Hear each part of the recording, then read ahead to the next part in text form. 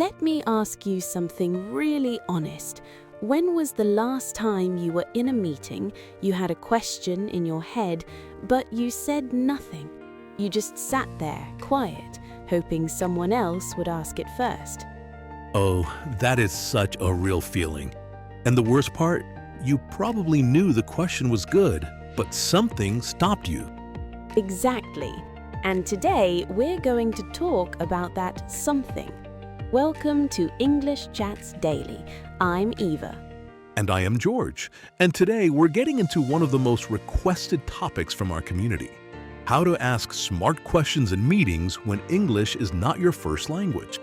And before we go anywhere, if this is your first time here, hit subscribe right now, because every single episode we help you speak English with more confidence, more clarity, and less fear. So subscribe and let us get into this. Okay, Eva, let us start with the real problem. Because I think a lot of people think this is a language problem, like my English is not good enough to ask questions in meetings. Right, and that's what everyone thinks. But here's the truth that we're going to come back to again and again today. Asking smart questions in meetings is not about your English level. It's about how you think. Say that again, because that is so important. Smart questions come from clear thinking, not from perfect grammar.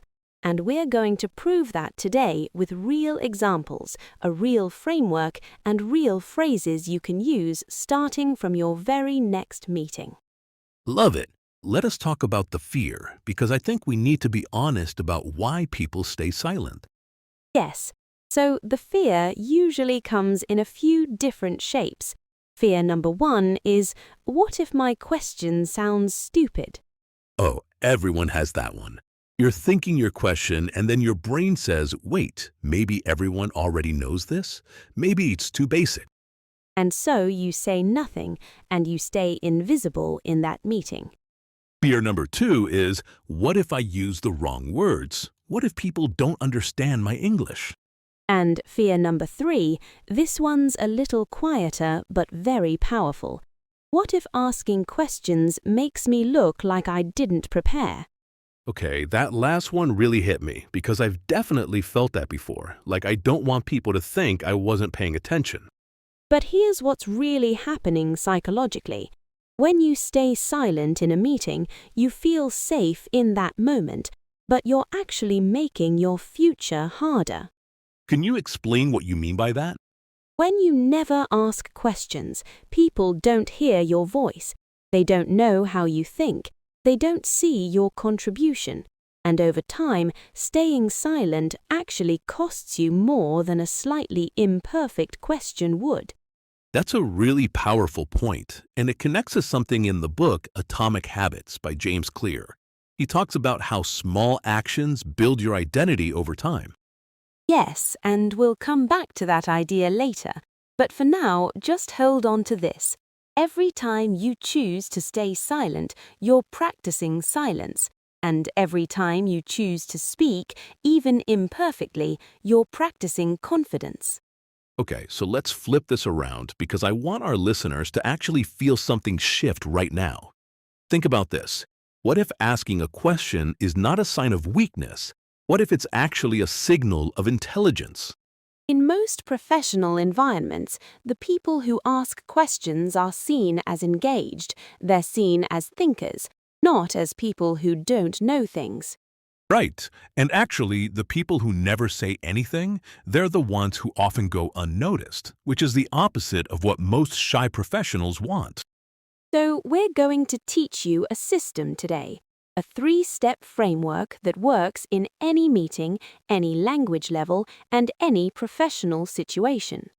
Let's call it the SMART Question Framework, and it has 3 parts: context, clarification, and purpose.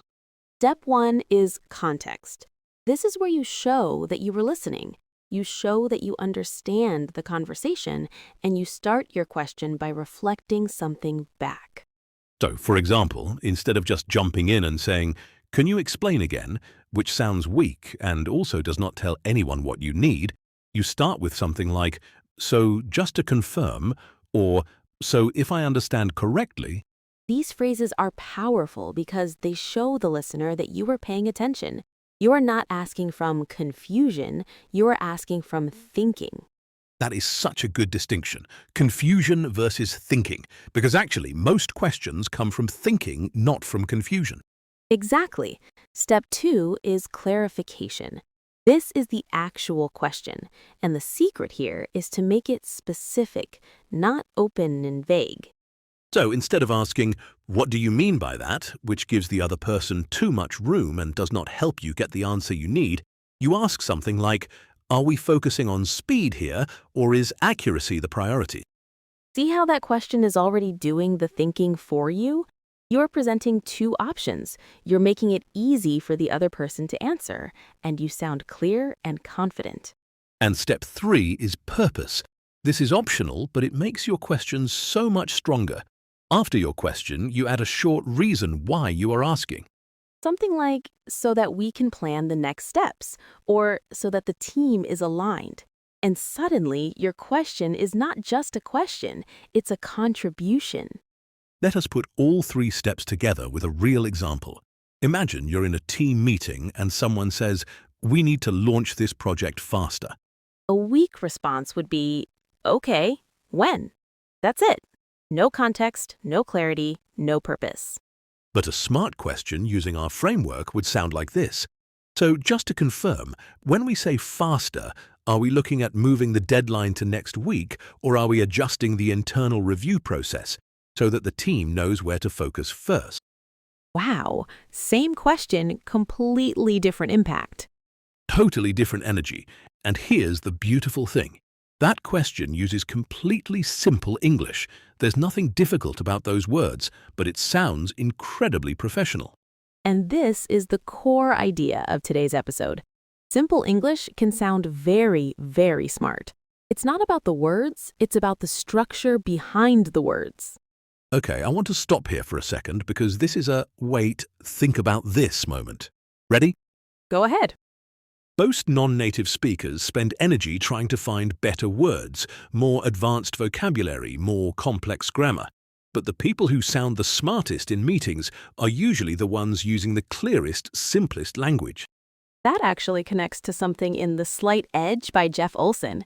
He talks about how the small, simple actions that seem too easy to do are also too easy to skip, and most people skip them.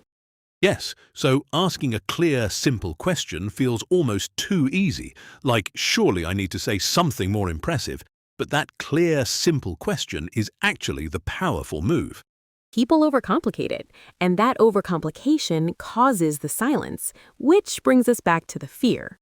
Okay, let's move into some real scenarios now, because I want our listeners to hear this framework in action in different types of meetings. Great idea. Scenario 1. You're in a stand-up meeting. Short, fast, everyone gives a quick update. Your team leader says, we need everyone to update the tracker by end of day. And you're thinking, okay, but which tracker? There are 3 different ones we use. This is a real and valid question, but you don't want to slow the meeting down or look confused. So you use the framework. Context first. So just to confirm, we're talking about the project tracker in the shared drive and not the task board. 1 sentence, specific, shows you know both trackers exist. That is not a confused question. That is a smart question. Scenario 2. You are on a client call. The client says, we want something more creative for this campaign. And now you are thinking, creative how? That word means 100 different things. You need clarity.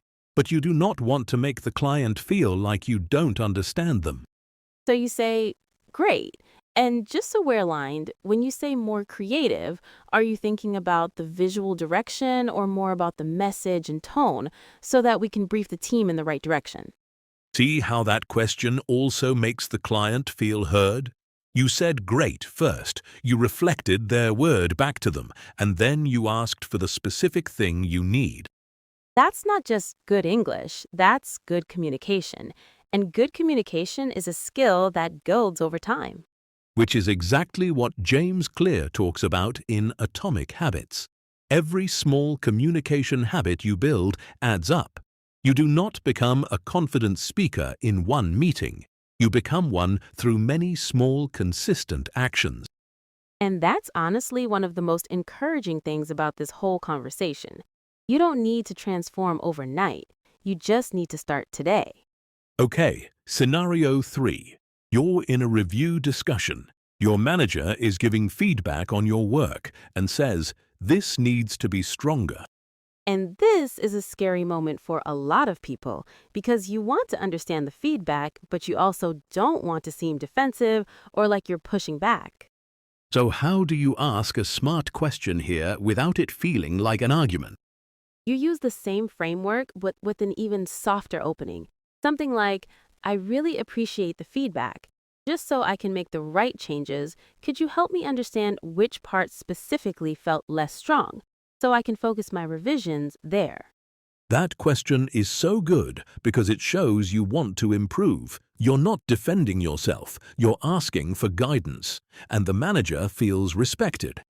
And you get the specific information you actually need to do better work. Win for everyone.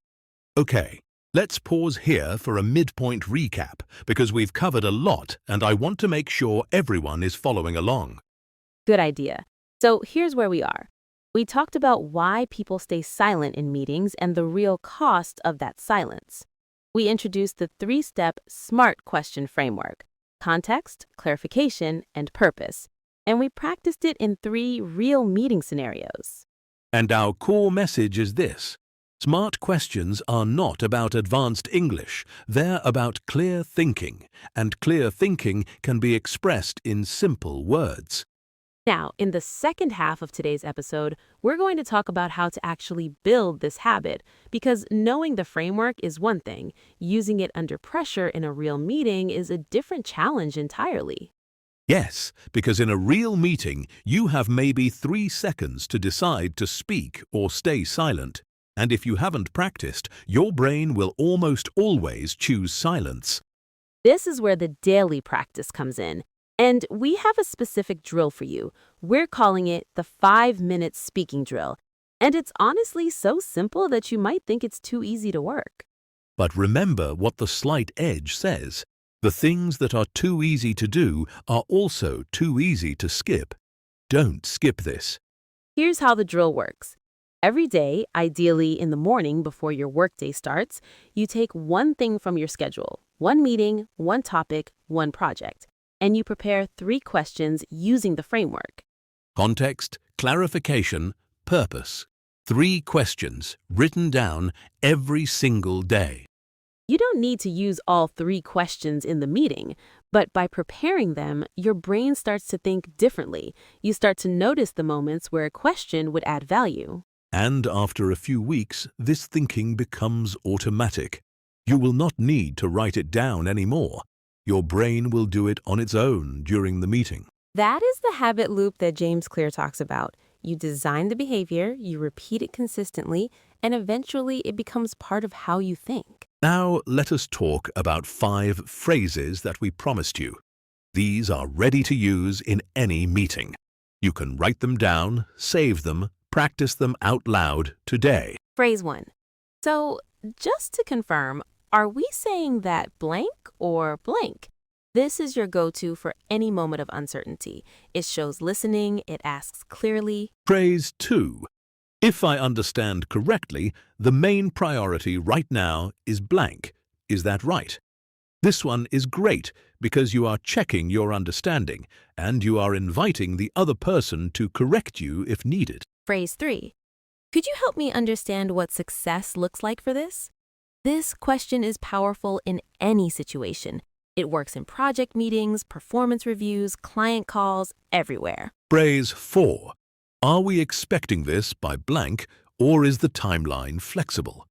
This one helps when deadlines are unclear, and it shows you are thinking ahead and planning. Phrase 5. So that we're all on the same page, is the next step blank?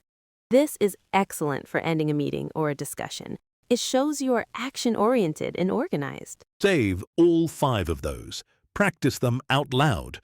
Say them in your mirror in the morning. say them to yourself on the way to work, because the more familiar they feel in your mouth, the easier they will come out in a real meeting. And this is a really important point about language learning.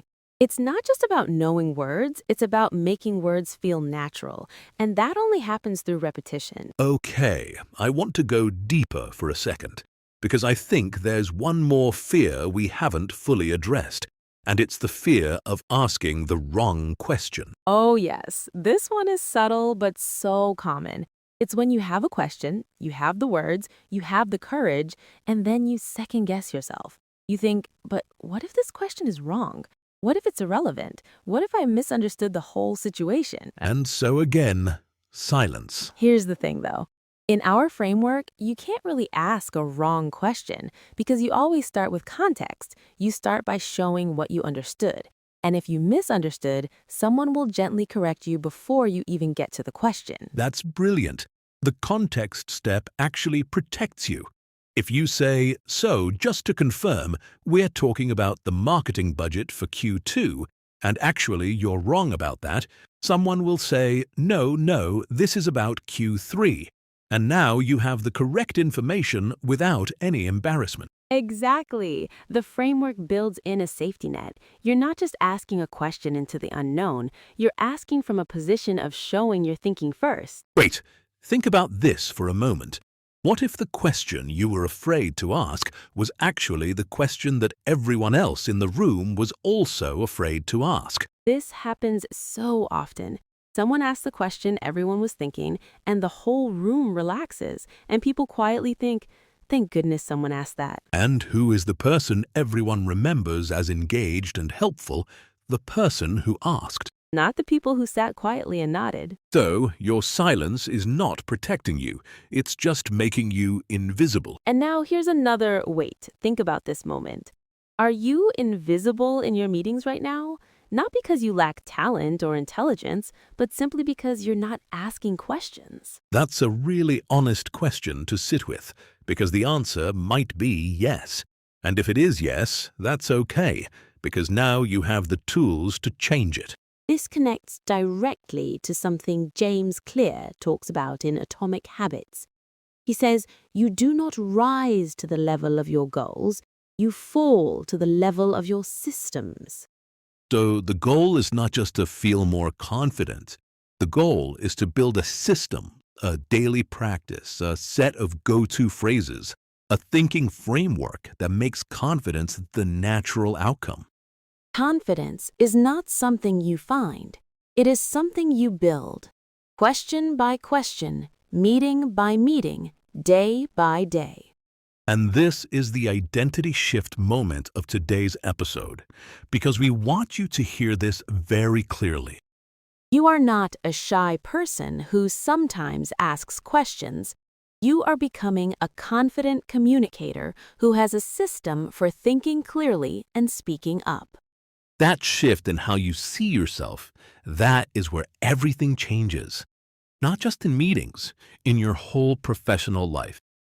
And it does not require perfect English. It requires consistent action, small steps taken daily over time.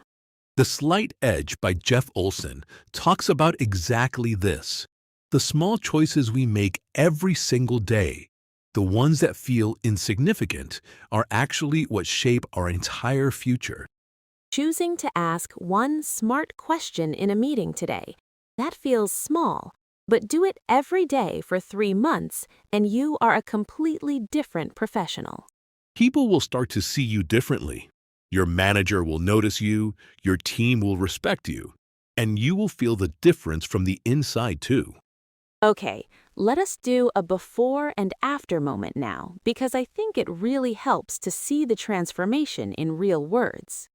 Love it. Give me the before. Before, you're in a meeting. Someone says the project timeline needs to shift. You think, okay, what does that mean for me? But you say nothing. You wait for someone else to ask. No one does. The meeting ends, you leave, still unsure what the shift means for your work. You spend the rest of the day a little anxious and uncertain. That's so painfully relatable. Okay, now the after. After, Same meeting, same moment. You hear the project timeline needs to shift and you say, "So, just to confirm, when we say the timeline is shifting, are we looking at pushing the deadline back or are we moving up the start date so that I can update my tasks accordingly?" Your manager looks at you, nods, gives you a clear answer. You leave the meeting knowing exactly what to do. You look prepared, you feel confident, and your name is in the room in a good way. Same English level, same professional, completely different outcome because of one question. One question that took maybe 10 seconds to say, but took 3 steps of thinking to build. And now you have those 3 steps, so you have everything you need. All right, let's bring this home, because we want to leave you with something really clear and actionable. Not just inspired, but ready to act. Here's your 3-step action plan for this week. Step 1. Tonight, write down 3 situations at work where you normally stay silent. Be honest with yourself. Where do you go quiet when you actually have something to ask? Step 2. Take one of those situations and write a question using the framework: context, clarification, purpose. Write it out. Practice saying it out loud 3 times. Step 3. In your next meeting, use at least one question from our 5 phrases list. Just one. That's all. One question. One moment of speaking up. And then notice what happens. Notice how the room responds. Notice how you feel after, because that feeling, that small win, that's what builds the habit. Remember, in Atomic Habits, James Clear says that every action you take is a vote for the type of person you want to become. Every question you ask is a vote for becoming a confident communicator. And every day you practice, even for just 5 minutes, you're living the message of the slight edge. Small, consistent steps that lead to a big change over time. You're not going to transform in one meeting, but you will transform if you start today and if you keep going. You are becoming someone who speaks with clarity, who thinks before speaking, who adds value to every conversation. You are becoming a confident communicator. And that is not just about meetings. That is about your whole professional life, your visibility, your growth, your future opportunities. All of it starts with one smart question. So ask it. In your next meeting, ask it. And if today's episode helped you, share it with one colleague or friend who also learns English, because sometimes the best thing we can do for someone is give them a tool that actually works. The book links for Atomic Habits and The Slight Edge are in the pinned comment below. Go check them out if you want to go deeper into the habits and mindset we talked about today. And if you are not subscribed yet, now is the perfect moment.